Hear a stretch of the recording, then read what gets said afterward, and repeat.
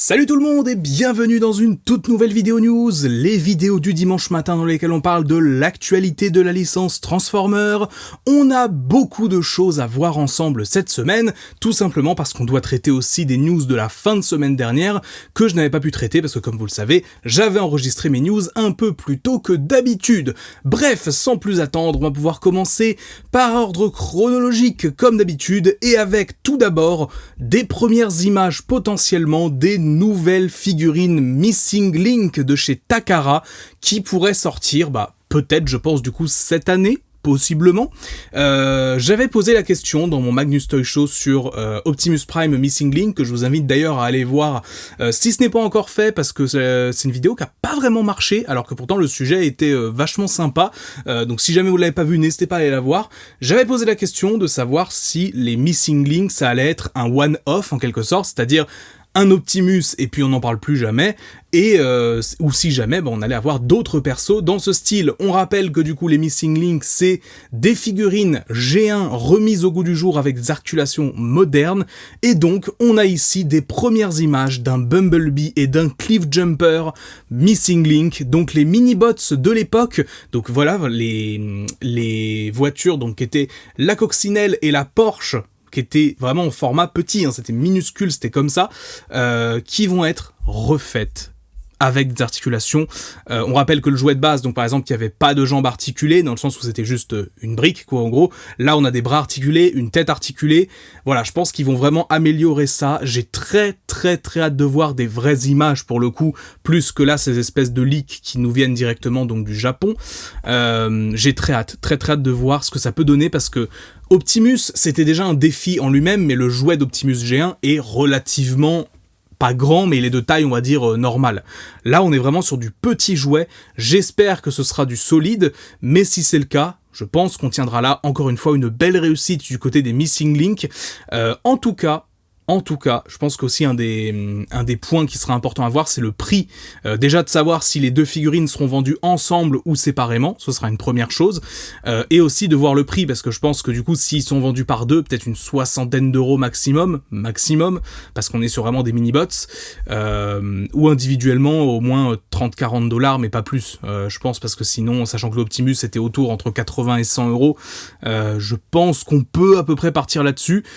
Après voilà, faut voir la quantité d'ingénierie qui sera mise dedans, les images permettent mal de s'en rendre compte je pense, mais j'ai très hâte de voir, parce que voilà, le concept de Missing Link, je le trouve incroyable, et si jamais effectivement d'autres persos sont faits de la sorte, on peut espérer peut-être Soundwave, Starscream, Shockwave, quoique le Shockwave G1 niveau trademark ça doit être compliqué. Le Megatron, je sais que beaucoup de gens s'y attendent, mais à mon avis ce sera pas possible parce que c'est un gun. Mais on verra en tout cas quels personnages seront refaits. J'ai très hâte de voir quels seront les prochains, mais pour l'instant, on va donc se tenir au courant de ces fameux Missing Link, Bumblebee et Cliffjumper. On enchaîne avec des nouveaux listings pour des packs qui sortiront en cette année 2024. Deux packs plutôt intéressants. Le premier, c'est un pack nommé Decepticon Commander avec Starscream, Shockwave et Soundwave. C'est plus ou moins, de ce que j'ai compris, l'équivalent au pack Nemesis Bridge que je vous avais présenté sur mes réseaux sociaux notamment, qui était un gros pack avec 3 Decepticons, donc Megatron, Shockwave et Soundwave, donc qui avait été refait dans des couleurs très cartoon accurate et qui était honnêtement excellent. Peut-être que là, on va avoir droit à ça dans les marchés de Hasbro, avec du coup Starscream, Shockwave et Soundwave. Un peu dommage de pas avoir mis un Megatron, parce qu'honnêtement, le Megatron de ce pack-là, il est juste là d'ailleurs. C'est pas un Megatron qui est parfait, loin de là, mais en termes de couleur, il est vraiment stylé. Un Megatron bien brillant et tout, et c'est assez étonnant de me dire qu'Hasbro finalement ne va pas rééditer ce personnage-là, alors que Starscream, on en a bouffé à la pelle dernièrement. Un peu dommage, mais bon, en tout cas, on verra comment ce pack sera vendu. L'autre pack qui va m'intéresser pas mal aussi, ce sera un multipack Transformers Revenge of the Fallen, tout simplement parce qu'on est à la 15e année, le 15e anniversaire tout simplement du film, donc je me dis c'est l'occasion effectivement de ressortir des jouets en rapport avec le deuxième live action de Michael Bay, et donc dans ce multipack on aurait le leader Jetfire Studio Series, un jouet extrêmement dur à trouver aujourd'hui, un Voyager Optimus pour évidemment pouvoir se combiner avec, et 2 Deluxe inconnus. Alors il y a eu des grosses théories sur ça.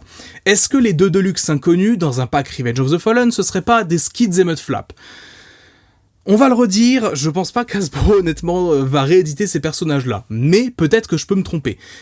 S'il les réédite, j'espère que ce sera plus sous forme de camions de glace que sous forme de petites Chevrolet Spark et Chevrolet Trax. Mais en tout cas voilà, si jamais ces 2 personnages-là sont bien Skids et Mudflap, j'ai envie de dire tant mieux pour les complétistes, on va dire en termes de collection. Maintenant voilà, si je devais parier, je me dis peut-être un Sideswipe, parce que c'est un perso apparu à partir du 2e film, et peut-être pourquoi pas encore un Bumblebee en fait tout simplement, un Bumblebee Revenge of the Fallen, peut-être éventuellement Jolt. On sait pas, parce que c'est vraiment un multipack Autobot, c'est ce qui a été noté, donc il n'y a pas de Megatron, pas de Starscream, etc. Ce sera vraiment un pack d'Autobot, donc c'est pour ça que je me dis, étant donné que c'est 2 Deluxe, ça peut pas être Ironhide, parce qu'Ironhide est un Voyager, Ratchet, ça peut pas être lui, parce que c'est exactement le même que dans le premier film, Bumblebee, il y a une légère différence, donc ça pourrait être lui, Sideswipe, ça peut totalement être le cas, et effectivement, ça peut être aussi Skids et Mudflap, pourquoi pas, Jolt aussi, du coup. Donc voilà, si vous voulez mes paris, je me dis soit Sideswipe et Bumblebee, soit Sideswipe et Jolt, soit les 2 jumeaux. Et si c'est les 2 jumeaux, je serais surpris. Ce serait surprenant. Mais vraiment, si c'est le cas, je serais content parce que, personnellement, vous savez que je déteste ces personnages que... Voilà, en termes de polémique, on sait ce que ça a suscité. Maintenant, je sais que beaucoup de gens seraient contents de les avoir, et rien que pour eux, rien que pour vous d'ailleurs, je pense qu'il y en a parmi vous qui seraient contents de les avoir dans la gamme Studio Series, j'espère qu'ils vont faire partie de ce pack, pourquoi pas. On enchaîne avec des nouveaux visuels du côté de chez Takara dans la gamme de Earthspark avec le Prowl de cette gamme. Alors pourquoi Prowl spécifiquement, pourquoi est-ce que j'en parle ? Si vous me suivez sur mes réseaux sociaux, je vous ai présenté récemment le Prowl de la gamme Earthspark dans les marchés de Hasbro, qui ressemble à ça. C'est-à-dire qu'en gros, c'est un repaint du Hot Rod de Cyberverse avec les couleurs de plus ou moins Checkpoint de Transformers Energon. Donc une référence très cool en soi, mais pas vraiment un Prowl si vous voulez mon avis. Et donc Takara va commercialiser un vrai Prowl tiré de la série, si je peux dire entre gros guillemets, c'est-à-dire que ça va être un repaint du Prowl de Cyberverse qui lui-même déjà n'était pas vraiment dans la série. Donc voilà. Mais voilà, en tout cas, on a plus l'impression que c'est un Prowl comparé à ce Hot Rod blanc qu'on a eu à l'époque. Mais voilà, globalement, plutôt sympa. Après voilà, il y a aussi Sraj du coup que je vous avais aussi présenté d'ailleurs.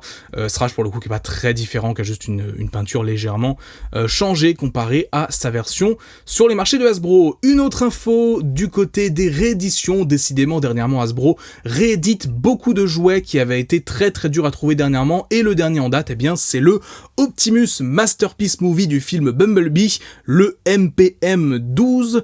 Alors je sais que c'est pas un masterpiece qui a fait l'unanimité, notamment pour son mode véhicule qui est qui a ses petites oreilles de chat à l'arrière un peu dégueulasses, mais honnêtement, le mode robot est plutôt cool. Alors je sais ce que certains vont me dire, oui, il y a X compagnie third party qui a fait mieux, je sais. Mais en attendant, si ce jouet s'est aussi bien vendu ces dernières années, c'est que des gens en fait simplement le trouvaient sympa, et moi aussi je le trouve sympa. Si j'ai l'occasion de me le prendre, je me le prendrai. À savoir que voilà, ça a été réédité, je pense que du coup sur Hasbro Pulse ça doit être revenu, faut voir, mais en tout cas c'est cool pour ceux qui n'ont pas pu le choper à l'époque d'avoir l'opportunité de l'avoir. C'est très très très sympa, à voir si on aura droit à un Optimus de Rise of the Beast maintenant, peut-être une amélioration de ce masterpiece là avec voilà, on vire les oreilles de chat à l'arrière, on met le pare-buffle à l'avant, on met un petit peu les couleurs différentes, on met un masque rétractable sur le visage pour avoir du coup le visage d'Optimus dans Rise of the Beast, et je pense qu'on aurait un masterpiece tout à fait exceptionnel. Voilà, tout simplement. Je pense que ce mold-là, alors je l'ai jamais eu entre les mains, je peux pas dire, mais je sais que voilà, il a l'air d'être perfectible, largement perfectible à plusieurs points, mais ça peut être éventuellement une bonne base. À voir après, évidemment, si jamais on a un masterpiece de Rise of the Beast. Un jour, on enchaîne avec du merchandising absolument improbable. Je vous parlais il y a quelques minutes du pack des 15 ans de Transformers Revenge of the Fallen. Eh bien, en Chine, on va avoir du merchandising autour du film, à savoir des rasoirs de la marque Philips à l'effigie d'Optimus Prime, Bumblebee et Megatron. Vous ne rêvez pas, donc des beaux rasoirs. En plus, je pense que c'est vraiment des rasoirs plutôt pas mal en termes de qualité. Je sais pas, parce que bon, moi, comme vous voyez, c'est un désastre. Mais voilà, globalement, si jamais vous voulez des rasoirs Transformers, faudra passer par de l'import, parce qu'il y a que les Chinois qui y ont droit. On sait que le marché chinois est très friand de tout ce qui touche au Bayverse, donc peut-être que c'est pour ça que Philips édite ce truc. En tout cas, c'est surprenant. 15 ans plus tard, du merchandising autour de Revenge of the Fallen qui n'est pas des figurines, c'est super surprenant, mais en tout cas, je trouve ça plutôt rigolo, c'est pour ça que je voulais vous en parler. Une nouvelle affiche de Transformers One qui a fait son apparition sur les réseaux sociaux. Alors, rien de foufou, c'est une affiche en fait de licensing. En gros, ça va être le genre de poster qu'on va retrouver des fois sur des campagnes promotionnelles, des trucs comme ça. C'est pas un poster officiel du film, c'est pour ça que les designs des persos, on a vraiment l'impression que c'est juste des PNG qui ont été postés sur une image de Cybertron. Bon voilà, on a en tout cas des nouveaux visuels pour Orion Pax, D16 ou Megatron si vous préférez, Elita One et Bumblebee. Voilà, donc les 4 personnages principaux du film qui sont là dans leur forme sans T-Cog pour le moment. Voilà, en tout cas, rien de foufou à ce niveau-là.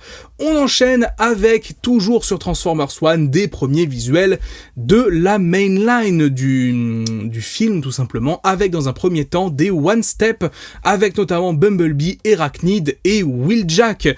Tout simplement, on va retrouver des One Step qui sont plus ou moins inspirés de ceux de Earthspark, à savoir des One Step qu'on peut coucher comme ça et qui se transforment automatiquement, avec voilà ici un gimmick autour du T-Cog, puisque ce sera le centre évidemment du long métrage, en tout cas pour les personnages principaux. Wheeljack est donc un repaint et retool de Bumblebee, je suppose. Arachnid est donc un tool entièrement nouveau, pour le coup il me semble en tout cas, qu'elle est pas basée sur un autre perso. Pour Bumblebee, bon il y a rien de fou à noter. Pour Wheeljack, c'est un premier visuel sur son design, qui est ma foi plutôt cool. C'est un Wheeljack typé G1, mais je pense que l'espèce de gros masque qu'il a devant ses yeux, c'est une référence aussi au jouet G1, parce qu'on rappelle qu'à l'époque, Wheeljack n'avait pas d'yeux sur son jouet G1, et peut-être que c'est pour ça qu'ils l'ont fait comme de la sorte. En tout cas, c'est plutôt cool, je le trouve le visuel très sympa. Malheureusement, pas de Pablo, et oui, terrible pour les fans de Pablo, mais voilà, on a un vrai Wheeljack pour le coup, et Arachnid, qui a l'air d'avoir un design plutôt sympa, inspiré en partie de Transformers Prime, mais qui a l'air quand même de prendre certaines libertés, donc hâte de voir à ce niveau-là. On a aussi les Robot Battlers, avec tout simplement donc des sortes de petits one-step aussi, de ce que je peux voir, qui peuvent se transformer et se mettre sur des espèces de plateformes pour pouvoir tout simplement combattre, avec donc en gros des doigts, tout simplement on met ses doigts dedans, on fait s'affronter les persos. Rien de très intéressant à ce niveau. En revanche, ce qui est plutôt sympa, c'est que ça nous donne des visuels sur certains persos qu'on n'avait pas encore vus, notamment alors un Megatron, donc un vrai Megatron, pas D16, donc Megatron en tant que chef des Decepticons en l'occurrence, avec des espèces de griffures sur son emblème Decepticons à l'avant. J'ai très hâte de voir ce à quoi ça peut renvoyer dans le film, et aussi tout simplement Sentinel Prime qui se transformera donc visiblement en jet cybertronien. En tout cas, c'est ce que ce jouet laisse suggérer. Voilà, on verra ce que ça donne, mais en tout cas voilà, le design de Sentinelle est plutôt cool. Ça renvoie donc évidemment à l'apparence du perso, plus ou moins un mix entre son apparence d'Animated où il était bleu, son apparence G1 où il est orange, et son apparence de War for Cybertron où il s'appelait Zeta Prime mais qui était en fait Sentinel Zeta Prime, c'était le même personnage, qui était un mix en fait simplement entre tout ça. Donc voilà, plutôt cool d'avoir Sentinel aussi. Et enfin, on a également le Power Flip Optimus Prime qui est en fait tout simplement un espèce de gros jouet à gimmick qui a l'air assez imposant en termes de taille, qui consiste tout simplement en faire une sorte d'évolution entre un Orion Pax et un Optimus Prime, donc via notamment des petits ressorts, il me semble, des trucs comme ça dans les jambes, qu'on peut activer pour tout simplement que le perso devienne plus grand. On peut lui mettre aussi la matrice du commandement, donc voilà, c'est tout simplement une sorte de flip, donc voilà, ça me rappelle les flip and change de l'époque de Age of Extinction. Mais voilà, en tout cas, je pense que ça fera tout ça partie des premières vagues de jouets autour du film qu'on retrouvera un peu partout en magasin, un petit peu comme Rise of the Beast l'an dernier.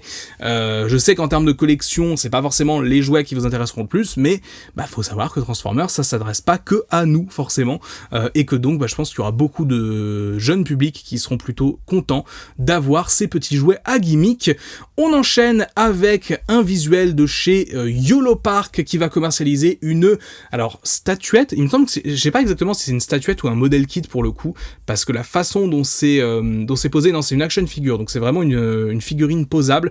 Un Ape Link de Transformers Rise of the Beast. Bon, pour le coup, voilà, c'est cool d'avoir une figurine du perso, mais surtout un visuel sur le visage de ce dernier. Effectivement, donc bon, on s'en doutait, c'est grosso modo un visage à la Optimus Primal, avec des espèces de poils derrière, des sortes de cheveux, même si on peut dire. Plutôt sympa, on va retrouver aussi évidemment ces grosses lames sur ses bras. On sait pas encore si c'est le vrai modèle 3D que le personnage aurait eu dans le film, ou s'il a été inventé directement pour la figurine, mais en tout cas je le trouve plutôt sympa. Après, sur les visuels qu'on a là, c'est dans l'obscurité, donc c'est difficile de vraiment se faire un avis définitif sur le perso. On enchaîne maintenant avec, pour la dernière news de la journée, et bien tout simplement la collaboration Transformers et Hot Wheels qui se montre de plus en plus, avec tout d'abord un nouveau visuel de Bumblebee, avec le packaging cette fois-ci, donc comme on l'a vu, la petite coccinelle qui arrive tout simplement, voilà, de la sorte. C'est plutôt sympa, c'est plutôt joli, mais surtout, là pour le coup, c'est ce qu'avait plus ou moins fait s'enflammer certaines personnes, le Optimus Prime G1, qui vient donc dans la collection de Track Fleet. Donc il me semble que c'est en gros les Hot Wheels sous forme de camion. C'est très cool, un petit Optimus G1 Hot Wheels. Alors je suis pas collectionneur d'Hot Wheels personnellement, mais je pense que là, évidemment, je ferai une exception pour cet Optimus, et surtout en termes de collaboration, une collaboration entre Hasbro et Mattel sur ce genre de choses, c'est une première, ou en tout cas c'est pas arrivé souvent, et ça donne peut-être des idées pour l'avenir. En tout cas voilà, c'est peut-être le début d'une petite collection Hot Wheels Transformers, j'ai très hâte de voir quels seront les suivants.